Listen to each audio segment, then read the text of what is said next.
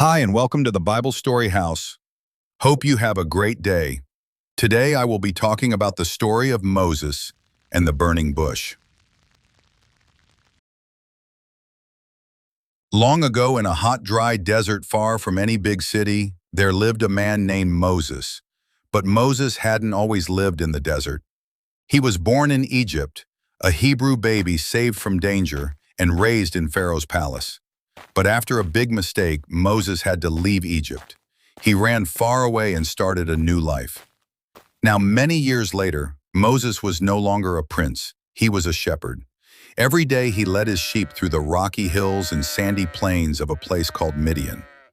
Moses had a quiet life. He had a wife, a family, and his sheep.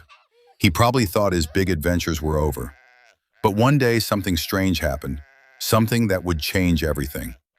As Moses was leading his flock near a mountain called Mount Horeb, he saw something glowing in the distance. It was a bush on fire. But wait, this bush wasn't burning up. The flames danced and crackled, but the leaves weren't turning to ash. Moses squinted. "That's odd," he said to himself. "I need to go check this out." He walked closer, and suddenly he heard a voice. "Moses, Moses!" Moses startled. "Here I am." "God, do not come any closer. Take off your sandals, for the place where you are standing is holy ground." Moses quickly removed his sandals and covered his face. He knew this was no ordinary fire. God himself was speaking to him. God continued, "I am the God of your father, the God of Abraham, Isaac, and Jacob. I have seen the suffering of my people in Egypt. I have heard their cries, and now I am sending you, Moses, to bring them out of slavery." Moses froze. Him? Go back to Egypt? Speak to Pharaoh? Moses, nervously, "But who am I to do that? I'm nobody. I'm not good with words. What if they don't believe me?" God calmly, "I will be with you." That was God's promise. Moses still felt unsure, but he listened carefully. God was calling him for a purpose, and he would give Moses the strength he needed. And that's how it all began. Right there, beside a bush that burned but didn't burn up, Moses said yes to God's call.